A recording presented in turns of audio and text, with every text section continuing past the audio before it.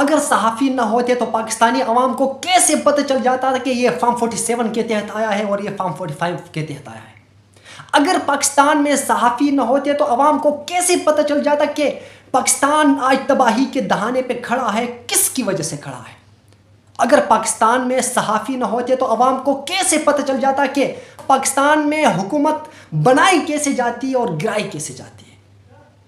اگر پاکستان میں صحافی نہ ہوتے تو عوام کو کیسے پتہ چل جاتا کہ پاکستان میں گورنمنٹ بنانے والا کون ہے؟ بسم اللہ الرحمن الرحیم، میں رحمان آپ سے مخاطب ہوں۔ آج ہی پوری دنیا میں صحافت کا عالمی دن منایا جا رہا ہے، جس کا مقصد ہے کہ قوم کے افراد کو باشعور بنانا، صحافت کے بنیادی اصولوں کے بارے میں شعور اجاگر کرنا، اور صحافیوں اور صحافتی اداروں میں جو مشکلات ہیں، جو مسائل ہیں، اس سے آگاہ کرنا۔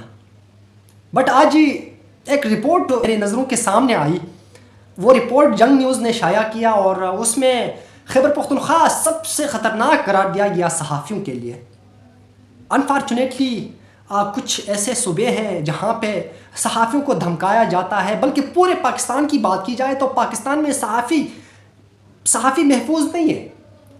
دیکھا جائے تو اگر صحافی سچ بولنے پہ اترا آ جائے تو ان کو قتل کیا جاتا ہے، ان کو اغوا کیا جاتا ہے، ان کو دھمکیاں ملتی ہے کہ اگر آپ نے یہ رپورٹ آگے شائع کیا، آگے پیش کیا، آگے آن ایئر کروایا تو آپ کو میں قتل کر دوں گا، آپ کے گھر والوں کو اٹھا لوں گا، میں آپ کے ساتھ ایسا کروں گا کہ آپ نے زندگی میں نہ سنا ہوگا نہ دیکھا ہوگا۔ کہا جاتا ہے کہ صحافی معاشرے کی آنکھ ہوتی ہے، صحافی معاشرے کی قوم کے زبان ہوتی ہے، قوم کی زبان ہوتی ہے۔ بٹ یہ کیسی زبان ہے جو سچ بولنے پہ اتر آئے تو اسے کاٹ دیا جاتا ہے؟ بٹ یہ کیسی آنکھ ہے جو سچ دیکھنے کے لیے کمر بستہ ہو جائے تو اسے نکال دیا جاتا ہے؟ وہ کہتے ہیں نا کہ جو چیز آپ کے پاس اویلیبل نہیں ہوتا ان کی قدر زیادہ ہوتی ہے، اس کی طرف آپ کا توجہ دھیان اس کی طرف زیادہ ہوتا ہے کہ کاش یہ میرے پاس ہو۔ بٹ جو چیز آپ کے پاس موجود ہوتی ہے اس کی کوئی قدر نہیں ہوتی۔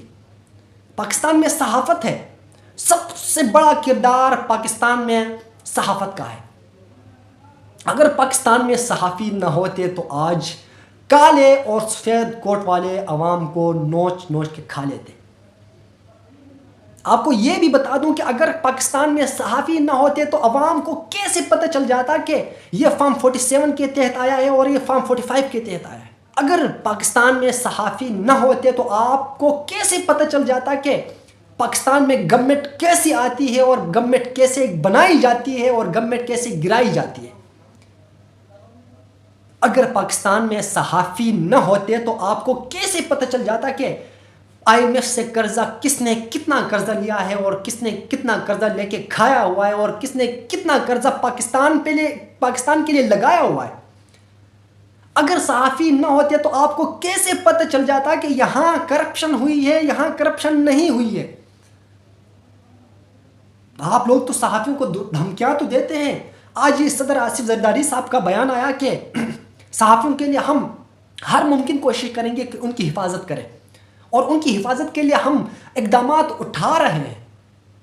وزیر اعظم پاکستان شہباز شریف صاحب نے پاکستان کی جو اظہار رائے ہے، آزادی اظہار رائے کی ضمانت میں کہتا ہے کہ میں ضمانت دیتا ہوں کہ صحافیوں پہ کوئی انگلی نہیں اٹھائے گا۔ سر، آپ کے اپنی دور حکومت میں ایسے صحافی ہیں جو اپنے فرائض سر انجام دیتے وقت لہو لہان ہو چکے ہیں۔ آپ کے اپنی دور حکومت میں شہباز شریف صاحب، آپ کے اپنی دور حکومت میں صحافیوں پہ مقدمات درج ہوئے ہیں۔ آپ کے اپنی دور حکومت میں صحافیوں پہ پیکا ایکٹ جیسے قانون نافذ کیے گئے ہیں۔ آپ کے اپنے دور حکومت میں صحافیوں کے منہ پہ تالا لگانے کے لیے قوانین بنائے گئے ہیں، اور آپ صحافیوں کے لیے تحفظ کی بات کر رہے ہیں۔ آج بچہ اس چیز سے واقف ہے کہ پاکستان میں گورنمنٹ کیسے بنائی جاتی ہے، پاکستان میں گورنمنٹ بنانے والا کون ہے، پاکستان میں کرپشن کرنے والا کون ہے، پاکستان پہ قبضہ کرنے والا کون ہے۔